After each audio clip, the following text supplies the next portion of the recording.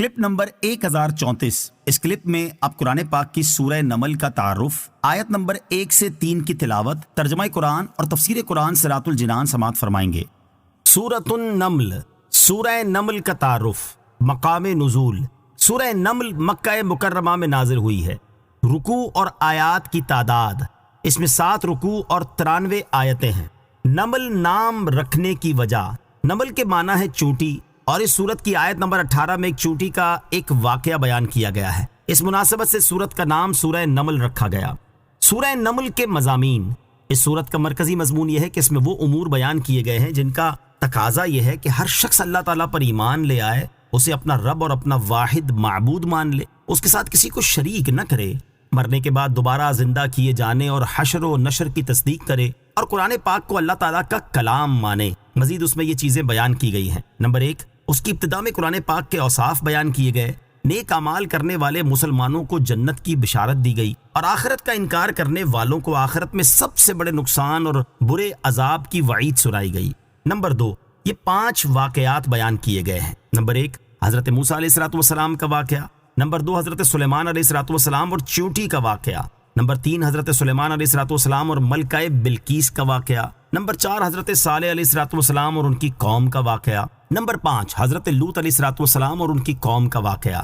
3، اللہ تعالیٰ کے وجود اور اس کی وحدانیت پر دلائل بیان کیے گئے کہ اس نے زمین و آسمان اور بحر و بر کو پیدا کیا، زمین کے خزانوں سے فائدہ اٹھانے کا انسان کو الہام کیا، خشکی اور تری کی اندھیریوں میں انسان کو راہ دکھائی اور اسے کثیر رزق عطا کیا۔ یہ بتایا گیا کہ قیامت کی ہولناکیاں اچانک آ جائیں گی۔ نیز اللہ تعالیٰ کے علم کی وسعت اور دن اور رات کے آنے جانے سے اللہ تعالیٰ کی وحدانیت پر استدلال کیا گیا۔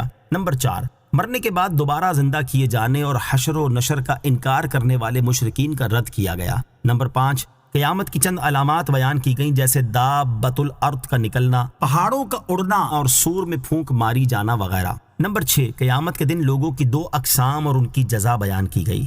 سورہ شعراء کے ساتھ مناسبت، سورہ نمل کی اپنے سے ماقبل سورت شعراء کے ساتھ ایک مناسبت یہ ہے کہ ان دونوں سورتوں کی ابتدا میں قرآن پاک کا وصف بیان ہوا ہے۔ دوسری مناسبت یہ ہے کہ سورہ شعراء کی طرح سورہ نمل میں بھی انبیاء کرام علیہ السلام کے واقعات بیان ہوئے۔ البتہ سورہ نمل میں مزید حضرت سلیمان اور حضرت داؤد علیہ السلام کا واقعہ بیان کیا گیا، تو گویا کہ سورہ نمل سورہ شعراء کا تتمہ ہے۔ تیسری مناسبت یہ ہے کہ ان دونوں صورتوں میں انبیاء کرام علیہ السلام کے واقعات بیان کر کے حضور پرنور صلی اللہ تعالی علیہ وآلہ وسلم کو کفار کی طرف سے پہنچنے والی اذیتوں پر تسلی دی گئی ہے۔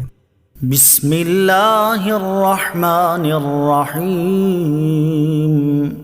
ترجمہ، اللہ کے نام سے شروع جو نہایت مہربان رحمت والا ہے۔ طاسین،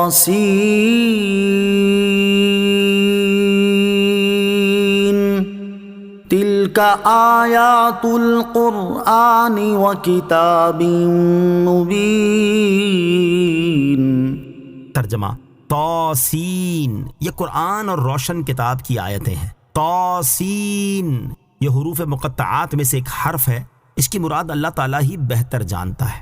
تلک آیات القرآن، یہ قرآن کی آیتیں ہیں۔ ارشاد فرمائے کہ یہ سورت قرآن اور اس روشن کتاب کی آیتیں ہیں جو حق اور باطل میں امتیاز کرتی ہیں، اور جس میں علوم اور حکمتیں امانت رکھی گئی ہیں۔ یہاں روشن کتاب سے مراد لوح محفوظ ہے، یا اس سے مراد بھی قرآن پاک ہی ہے، اور یہ قرآن مجید کی صفت ہے۔ ہدی وبشری للمؤمنین الذین یقیمون الصلاة ویؤتون الزکاة وهم بالآخرة هم یوقنون۔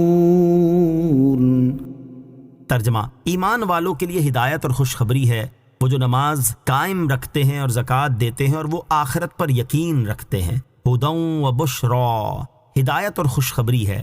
اس آیت اور اس کے بعد والی آیت کا خلاصہ یہ ہے کہ قرآن ان لوگوں کے لیے ہدایت اور بشارت ہے جو اس پر ایمان لاتے ہیں، فرض نمازیں ہمیشہ پڑھتے ہیں، اور نماز کی شرائط و آداب اور جملہ حقوق کی حفاظت کرتے ہیں، اور جب ان کے مال پر زکوٰۃ فرض ہو جائے تو خوش دلی سے زکوٰۃ دیتے ہیں، اور وہ آخرت پر یقین رکھتے ہیں۔